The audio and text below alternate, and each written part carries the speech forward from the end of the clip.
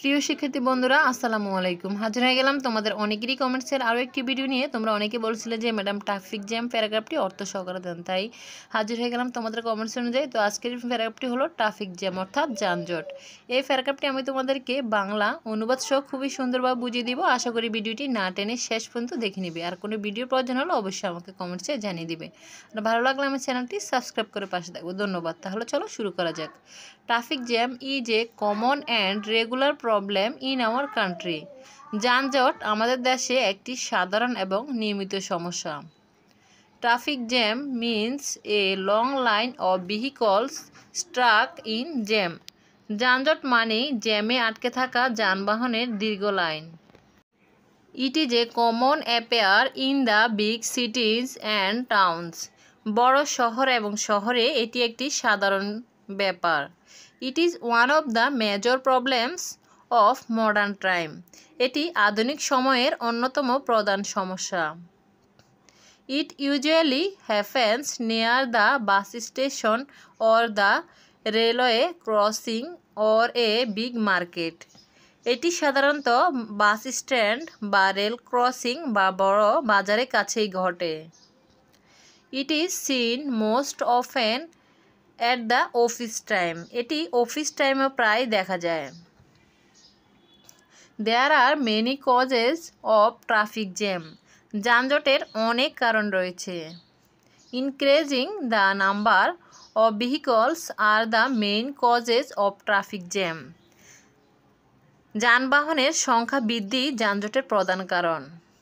Over population is the main causes of traffic jam. অতিরিক্ত জনসংখ্যাই যানজটের প্রধান কারণ। The traffic rules are not followed strictly. Traffic নিয়ম কঠোরভাবে অনুসরণ করা হয় না।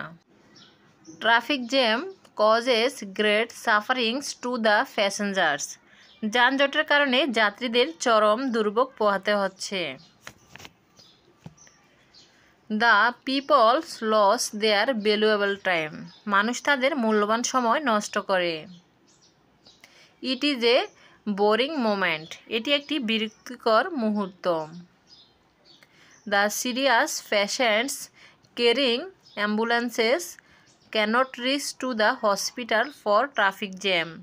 যানজটের কারণে অ্যাম্বুলেন্স বহনকারী গুরুতর রোগীরা হাসপাতালে পৌঁছাতে পারছেন না। So many patients die on the road. তাই রাস্তায় অনেক রোগী মারা যায়। This problem is getting worse day by day. এই সমস্যা দিন দিন আরও তীব্র হচ্ছে। All classes of people are the victim by it. সব শ্রেণী মানুষ এর শিকার। তারপর হচ্ছে on the other hand traffic control system in our country is not developed. অন্যদিকে আমাদের দেশে ট্রাফিক নিয়ন্ত্রণ ব্যবস্থা গড়ে ওঠেনি। Proper steps should be taken to solve this problem. এই সমস্যার সমাধানে যথাযথ পদক্ষেপ নেওয়া উচিত। The traffic rules should be followed is strictly. Traffic নিয়ম কঠোরভাবে মেনে চলতে হবে। We should illegal parking stop use flyover and follow zebra crossing. আমাদের উচিত অবৈধ পার্কিং বন্ধ করা, ফ্লাইওভার ব্যবহার করা এবং জেব্রা ক্রসিং অনুসরণ করা। Our government should take necessary steps to solve the problem. আমাদের সরকারের উচিত সমস্যা সমাধানে প্রয়োজনীয় পদক্ষেপ নেওয়া। All of us should be sincere about this problem to remove it. এই সমস্যা দূর করার জন্য আমাদের সকলেরই আন্তরিক হওয়া উচিত। Public awareness is also needed to solve this problem. এই সমস্যার সমাধানে জনসচেতনতাও বাড়া প্রয়োজন।